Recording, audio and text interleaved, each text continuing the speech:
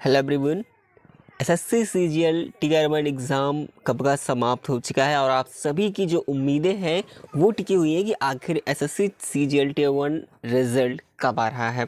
इस उम्मीद में सभी लोग परेशान हैं क्योंकि उनको ये क्लियर नहीं हो पा रहा है कि आखिर आपके मार्क्स के अकॉर्डिंग क्या हम सेफ़ रहेंगे फॉर टीयर 2 एग्ज़ामिनेशन।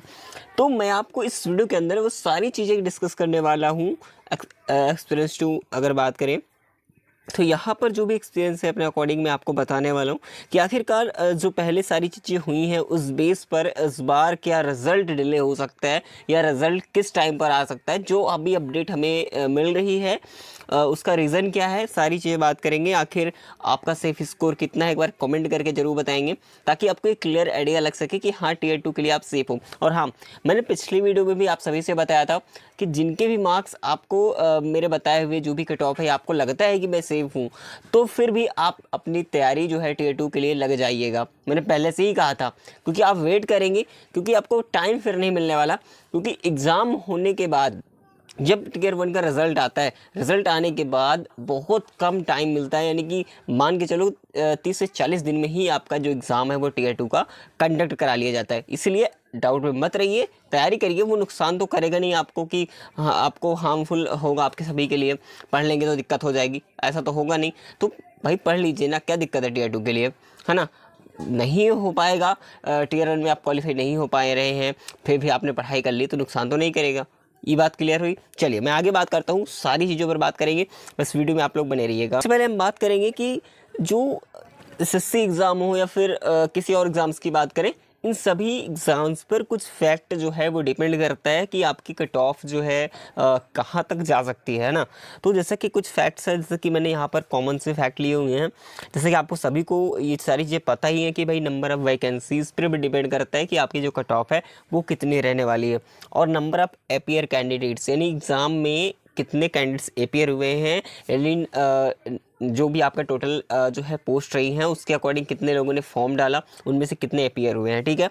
चलिए, और एग्ज़ाम का लेवल कैसा रहा है इस पर भी डिपेंड करती है आपकी कट ऑफ क्या रहेगी, क्योंकि आप लोग खुद से इस सारी चीज़ों को सोच सकते हैं ना। और बेस्ड ऑफ नॉर्मलाइजेशन, यानी कि नॉर्मलाइजेशन पे भी डिपेंड करता है कि किसी के नॉर्मलाइजेशन मार्क्स जो नॉर्मलाइज मार्क्स होते हैं काफ़ी लोगों के हाई होते हैं, काफ़ी लोगों के बहुत कम होते हैं, तो इस पर भी कट ऑफ जो है काफ़ी ज़्यादा इफेक्ट डालती है। अब हम सीधी मुद्दे की बात करेंगे कि आखिर देखिए कुछ शिफ्टों का मैंने यहाँ पर डाटा लिखा है, बाकी सभी शिफ्ट तो नहीं ले रखा, लेकिन 13 सितंबर तक की बात करेंगे। यहाँ पर जो कि अभी तक आपके डाटे के अकॉर्डिंग जो बताया गया है उस बेस पर मैं बात करूँ तो देखिए 9 सितंबर की बात करें, easy to moderate first shift रही है, सेकेंड शिफ्ट भी मॉडरेट रही है और third shift easy to moderate रही है। अब काफ़ी लोग इनमें से जो कि अच्छे से अटैम्प्ट नहीं हो पाएंगे, काफ़ी लोग ईजी वाले को भी टफ बता सकते हैं, लेकिन आप लोगों ने जो भी पोल्स के द्वारा जो भी आपने डाटा भेजा उसके अकॉर्डिंग मैं बात कर रहा हूँ, ठीक है। और 10 सितंबर की बात करें, यहाँ पर मॉडरेट टू हार्ड रहा है और सेकंड शिफ्ट में मॉडरेट रहा है और यहाँ पर भी मॉडरेट देखने को मिला। इसी प्रकार से 11 सितंबर की मैं बात करूँ तो 11 सितंबर को भी ठीक है, यहाँ पर मॉडरेट टू हार्ड रहा है, इजी टू मॉडरेट रहा है। अभी समझिएगा मेरी बात को, ठीक है। वहीं 12 सितंबर की बात करें, यहाँ पर इजी टू मॉडरेट रहा है और सेकंड शिफ्ट में बात करें इजी टू मॉडरेट रहा है, थर्ड शिफ्ट में मॉडरेट रहा है। ये इसी प्रकार से 13 सितंबर की बात करें, इजी टू मॉडरेट और मॉडरेट रहा है यहाँ पर सेकंड शिफ्ट में, थर्ड शिफ्ट में भी बात करें तो मॉडरेट टू हार्ड रहा है। यानी इस प्रकार से आपको देखने को मिला है। अब सबसे बड़ी बात यह है, अदर शिफ्ट की मैं बात करूं, लेकिन मैंने 13 सितंबर तक का ही ले रखा है, ठीक है, जो भी डाटा था।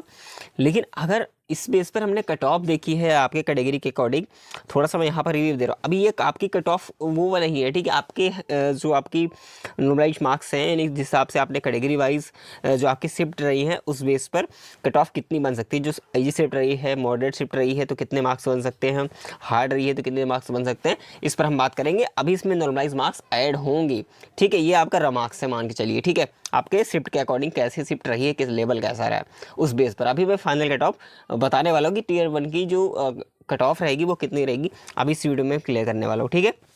चलिए देखिए, सबसे पहले मैं आपको बता दूं कि आप देखेंगे जो जितनी शिफ्ट इजी रही हैं, ठीक है, जितनी इजी शिफ्ट रही हैं उनकी मैं बात करूं तो यहाँ पर 135 अगर आपके पास यूआर कैंडिडेट्स में मार्क्स आ रहे हैं एवरेज में। ग्रेड रूल्स की बात करें 125, एससी की बात करें 110, एसटी की बात करें 105, ये मैंने मार्क्स बता रहा है, ठीक है। और जो मॉडरेट शिफ्ट नहीं है उनमें आप देख सकते हैं 130, 127, 120 और 105 और 95, ठीक है। वहीं हार्ड शिफ्ट में बात करें तो 120, 117 यहाँ पर बात करें, ठीक है, 110 हो गया, 95 हो गया और 90, ठीक है। इतने जो मार्क्स है मार्क्स लाई कर रहे हैं आपके शिफ्ट के अकॉर्डिंग, ठीक है। जो मॉडरेट और इजी शिफ्ट में इस प्रकार से ही है।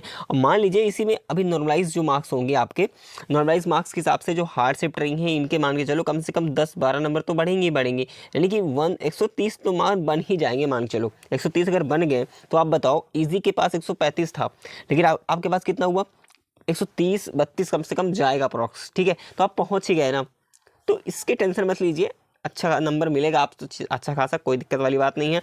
लेकिन जो मॉडरेट शिफ्ट होता है इसमें देखा जाए तो बहुत इतना ज़्यादा नहीं जाने वाला, बल्कि इजी वाला जो है वो कम हो सकता है, ठीक है, थोड़ा बहुत। चलिए यहाँ पर मैं आपको बता दूं एसएससी सीजीएल टियर 1 की जो एक्सपेक्टेड हमने कट ऑफ जो डाटा निकाला है उस बेस पर अगर बात करें तो ये जो कट ऑफ है वो कितनी रहने वाली है, तो मैं आपको बता दूं ये आपकी टियर 1 की फाइनल है। ये मत सोच रहे मैं ये कह रहा हूँ फाइनल का, मेरा मतलब ये नहीं कि आपको जो है फाइनल सेक्शन तक ले जाएगा, इसके ये तो आपको क्वालिफाई होता है, जो कि टियर 2 के लिए आप सेफ रहेंगे, है ना। देखिए तो कुल मिला के ये हमारी विथ नॉर्मलाइजेशन मार्क्स यहाँ पर मैं बता रहा हूँ कि 135 से 138 के बीच रहेगी यूआर में। लेकिन हाँ ये भी मैं ज़रूर कहूँगा सभी में आप लोग जो है +-2 के आसपास कर सकते हैं, ठीक है। अब काफ़ी लोग यहीं पे क्वेश्चन करेंगे, पिछली बार वैकेंसीज़ उस बार जो है इतनी ढेर सारी वैकेंसीज़ थी, ठीक है, फिर भी कट ऑफ जो है इतनी कम गई थी, तो इस बार तो और भी कम जाएगी, ठीक है। वही वैकेंसी है, देखो पिछली उस बार बहुत ज़्यादा वैकेंसीज थी, इस बार इतनी ज़्यादा नहीं है, लेकिन हाँ फिर भी ठीक ठाक वैकेंसीज़ हैं, 18 कम नहीं होता, 18-20 हज़ार, ठीक है। तो फिर भी बता दूं कि जो कट ऑफ रहेगी आपकी वो बिल्कुल परेशानी होने वाली बात नहीं है। पिछली बार की तुलना मत करो कि पिछली बार जो है वैकेंसीज इससे भी कम रही हैं, फिर भी कट ऑफ इससे कम गई थी, ठीक है। तो क्या इस बार भी तो और कम जानी चाहिए? बिल्कुल, अगर जानी चाहिए तो बहुत अच्छी बात है, आप ज़्यादा से ज़्यादा लोग जो है सेलेक्ट हो पाएँ, लेकिन पोस्ट उतनी ही भरी जाएगी जितनी है ना। चलिए, लेकिन मैंने जो एक्सपेक्टेड कट ऑफ बताई है वो आइडिया आपको लग सकता है, अगर थोड़ा बहुत मार्क्स इससे कम लग रहा है आपको, फिर भी आप तैयारी करिए टियर 2 के लिए, ठीक है। ये मत सोचिए मैंने बता दिया तो आप टियर 2 की तैयारी मत ना करें, छोड़ दें, ऐसा मत, डिमोटिवेट बिल्कुल नहीं होना है, आपको एनर्जेटिक रहना है, ठीक है। चलिए ईडब्ल्यूएस की बात करें 132, एससी की बात करें 118, 120 और एसटी 105, 107। आप कहें, काफ़ी लोग यही भी कहेंगे कि भाई एसटी का इतना हाई कहा जाता है, भाई आप देख लीजिएगा, ठीक है, खुद ही। एक सर्विसमैन की बात करें तो करीब इसी के आसपास रहेगा, 89 से 90 के बीच। ओएच की बात करें 111, 113। एचएच की बात करें तो 79 और वीएच की बात करें कुछ इतना रहने वाला है।